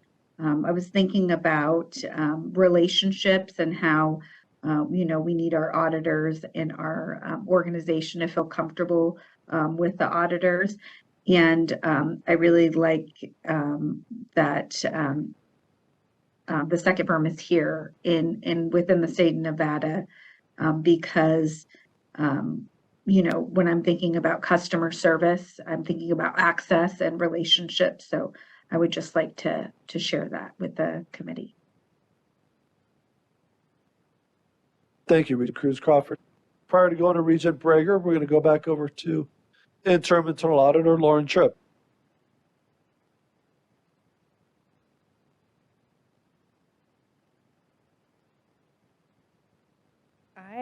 This is Lauren Tripp, Interim Chief Internal Auditor. If you wanted to go to Regent Brager first, no? Oh, okay.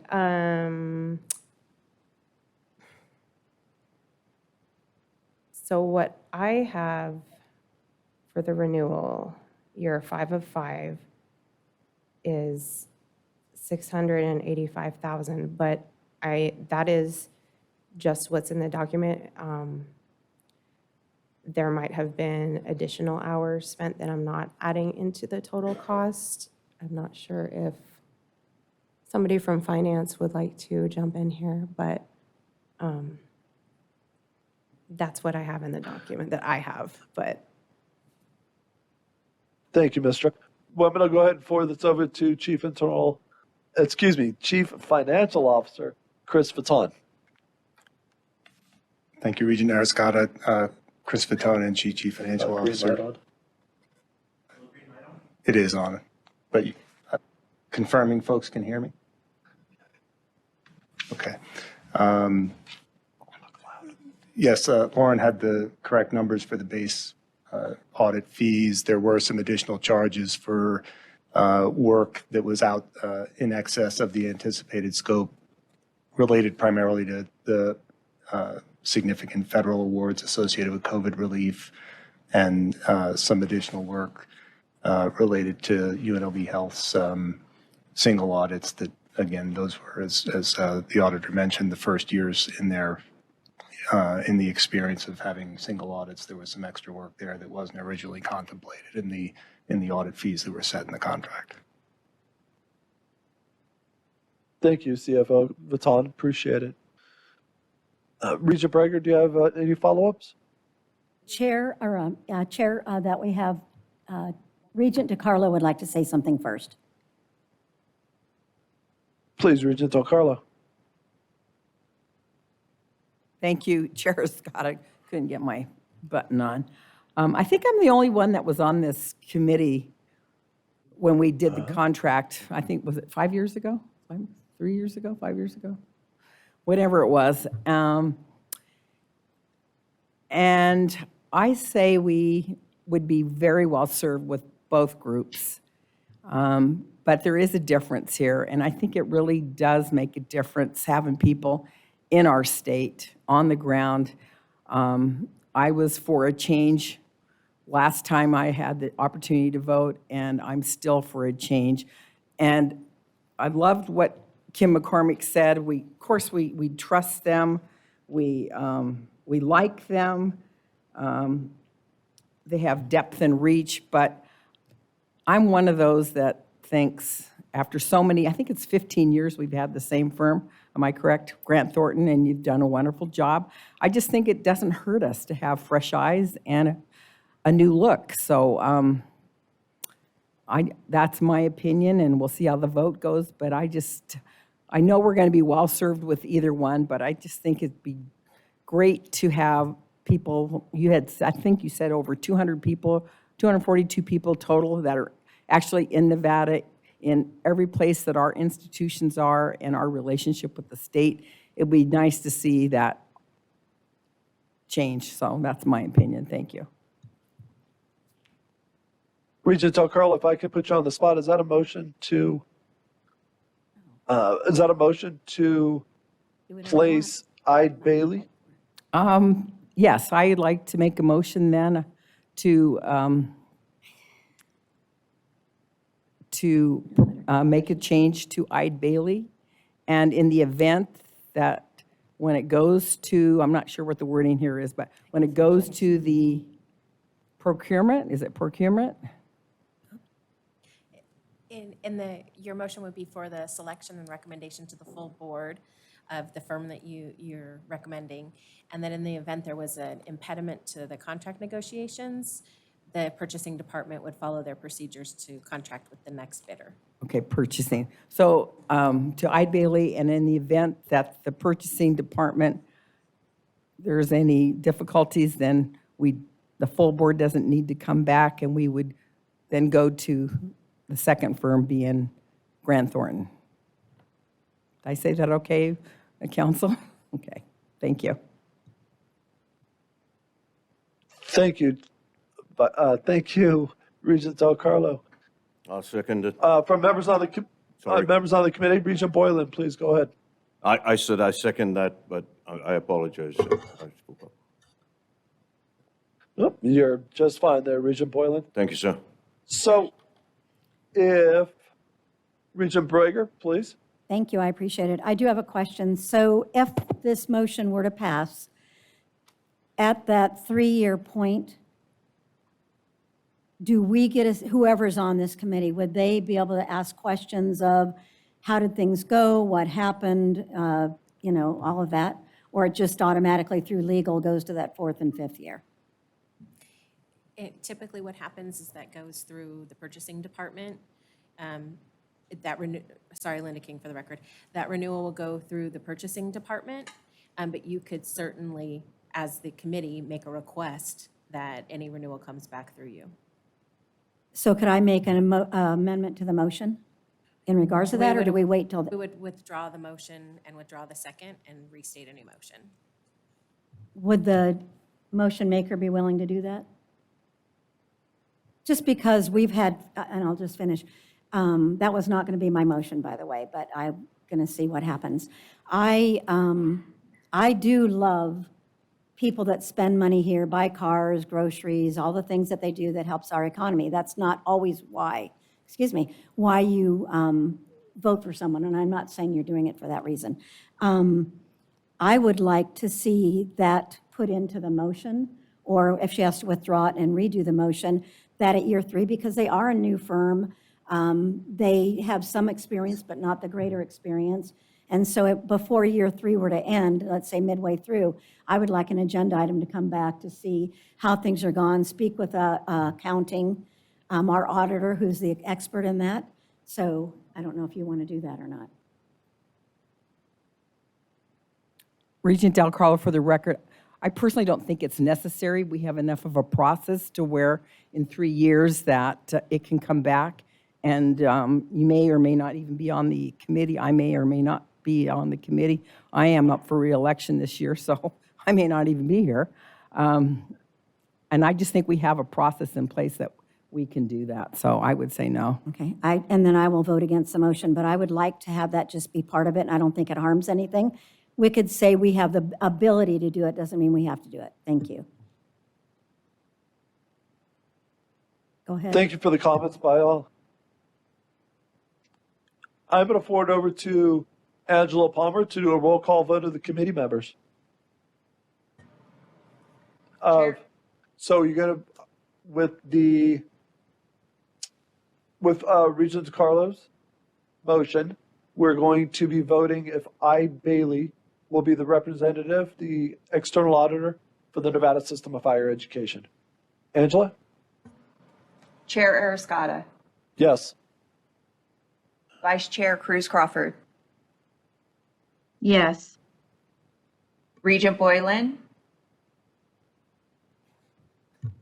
Aye, yes. Regent Brager, He's got- I will, because of the majority, I will vote yes, but I would still have appreciated being met halfway with a possibility of looking at what's happening in mid-year 3. Regent Del Carlo, Aye. motion carries. Motion carries unanimously. Thank you all. Greatly appreciate the presentations today. And we are going to, I apologize. At the conclusion of these great 2 presentations, I want to thank both companies for providing knowledge, a historical perspective, the full analytics of every part about the presentation and what you all both would and will be providing. So, Grant Thornton, we greatly appreciate your representation over the past 15 years. And we are going to be moving on to Ide Bailey.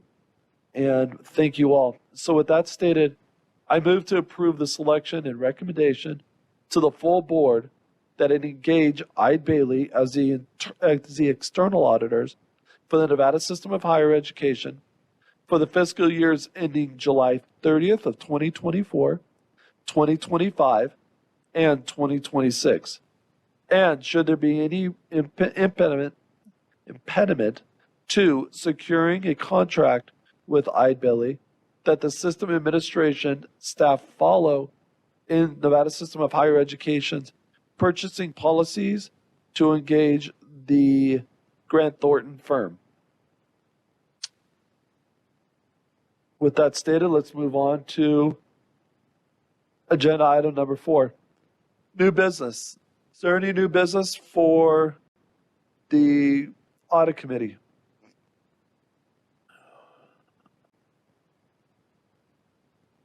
None? I'm going to make one new business, and this is an item in which I've discussed with our interim external auditors. My new business item is the recruiting and appointment of a permanent chief internal auditor.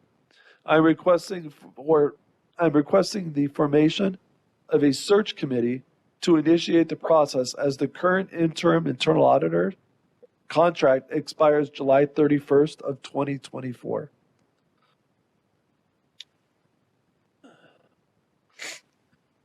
So at the conclusion of new business, I'm going to go to public comment. Sorry, Chair Scott, Regent Cruz Crawford for the record. I didn't know if anything should be stated about the next meeting, how we are having new Title IX procedures. Is that worth and a presentation about those items? I just don't know how to state that for new business. I think you kind of just did. Okay, so one of the requests by constituents, I got to do a listening tour onto campuses where I got to eat at the dining facilities of some of our campuses and talk to students from all different backgrounds. Regent Boylan, that means all different like focus areas like engineering, nursing, and whatnot, different programs. And so they had shared that some of their concerns were how Title IX complaints come in and the timeline and when they're addressed. And I then sent it to the previous chair. And then when Regent Arascata became the chair, I sent it to him. And we were told by the Title IX department that there was going to be some changes. So we're requesting a review of what the new policies and procedures are for that, so that we can help support that as a committee. So thank you. Thank you, Regent Cruz Crawford. I'm going to forward over to public comment. Is there any public comment in Elko? There is no public comment in Elko at this time. And as I'm looking in Reno, there's none here. Is there any public comment in Las Vegas? There is no public comment in Las Vegas. SCS, is there any public comment on the telephones? There is no online at this time. Thank you. I'm going to call the conclusion of this meeting at 11:04. Meeting adjourned.